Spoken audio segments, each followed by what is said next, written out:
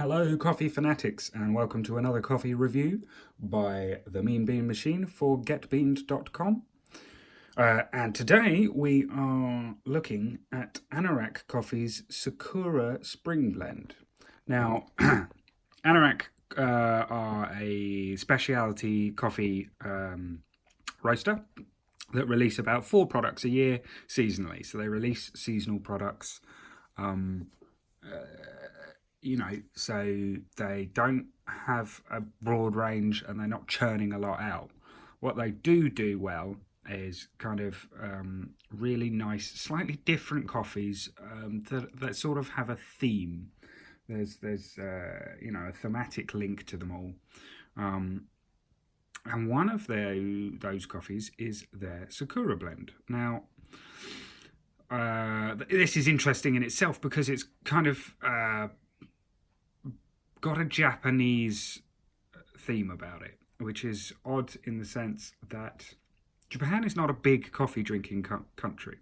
I've been to Japan, and they do drink coffee like everywhere else in the world. They've got Starbucks and God knows what else in terms of chains. They do drink coffee, but as a nation, they are a nation of tea drinkers. There's something more ritualistic about tea, whereas coffee, there's a kind of scientific approach with your numbers and at what temperature should it be boiled, how long should the extraction be, whereas tea has a kind of ritual to it, far more. And I think culturally speaking, that lends itself more to the Japanese way of doing things. I'm no expert, so... But I'm just surprised that in terms of coffee, you would go for a Japanese kind of branding. But that's what they have gone for. And they have said it's based off a Japanese roasting technique. So there must be some coffee culture out in Japan. I don't know anything about it, but there you go.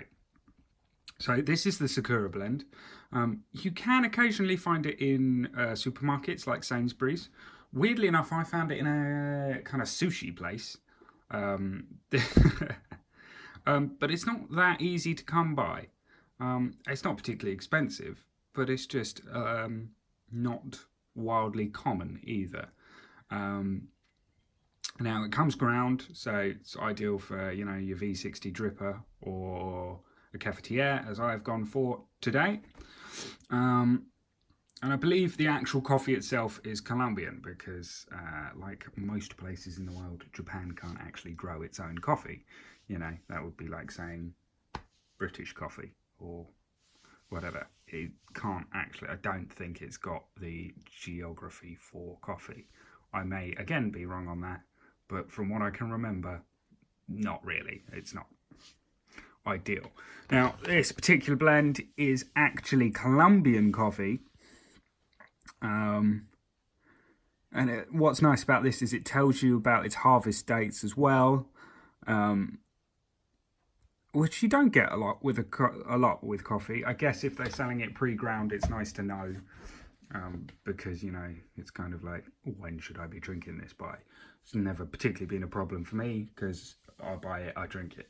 But yeah, so the tasting notes suggest its rich syrupy body, sweet and lingering peach-like acidity, and notes of plum, jasmine, cherry, and light caramel.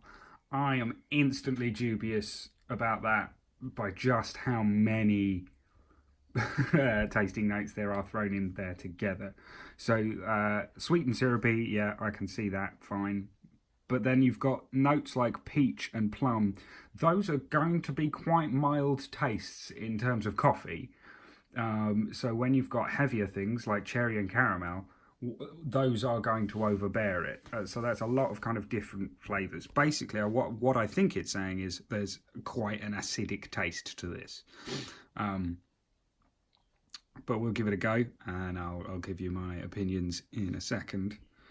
So it's an interesting way of marketing itself, Japanese coffee, but we'll give it a go. What it does also say on the front is cherry flavour right here. It says rich, fruity, cherry flavour.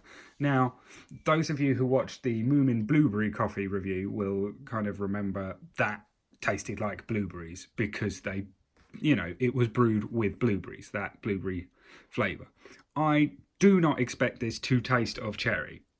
I think they're trying to draw a link between like cherry blossom. And I don't think this will directly taste of cherry.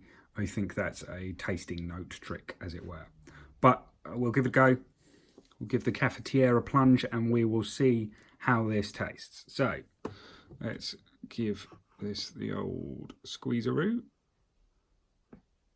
Lovely. And pour away.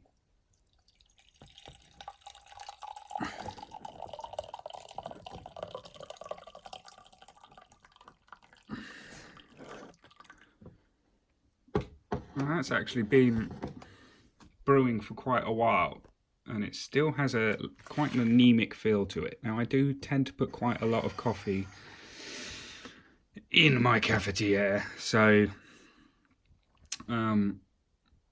that's kind of not worrying, but it's something that, it's an interesting thing to note that, if you like your stronger coffees. Now I haven't tasted it yet, but like I say, it just looks a little anemic.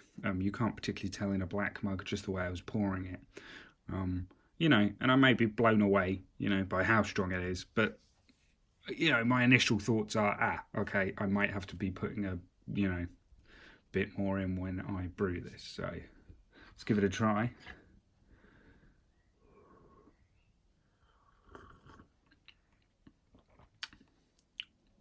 Ooh. Right. Okay, so in terms of richness and syrupy, I wouldn't say that is that particular rich. It is very sweet for a coffee. It's very sweet for a black coffee. For something I've not added milk and sugar to, that has got it's got those kind of really nice high notes, and the acidity does come through instantly. It's not like drinking a dark coffee at all, which is interesting. In terms of the cherry flavour, again, no, it doesn't. You wouldn't go, oh, that's been brewed with cherries, but you can see exactly where they're coming from. It's got that really kind of, prickly sweetness to it that eating a cherry has. It's almost sharp. It's not sharp because it's coffee. If you have sharp coffee, that would be weird. I'm sure someone out there can tell me a coffee that is sharp, but yeah, it's almost got that sharpness to it, so I can see exactly where they're coming from with that cherry note. I think it's probably a stretch too far to say cherry right on the front of the packet, because that suggests, a cherry flavour. It's not. It's a coffee flavour. But in terms of something different, that is a really kind of really different coffee taste to what you would usually expect from a black coffee. And I quite like that in terms of it is something different. It hasn't got that richness or any of those kind of bottomy, kind of really kind of growling chocolatey notes.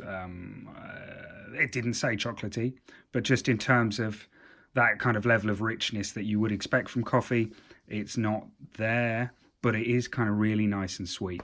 The caramel note I don't particularly see myself, but it is a nice fruity acidic blend, and it is something different. I think if you're looking for something different and see that, that is well worth picking up. However, if you do have a set coffee, set notes that you really appreciate, that is not going to be the one, because it is something kind of so different. Not wildly different that someone who doesn't know their coffee is going to pick it up and go, oh, that's not coffee. But yeah, it's a sweet, light coffee, and that is kind of really, really nice for their spring blend. Yeah, lovely stuff.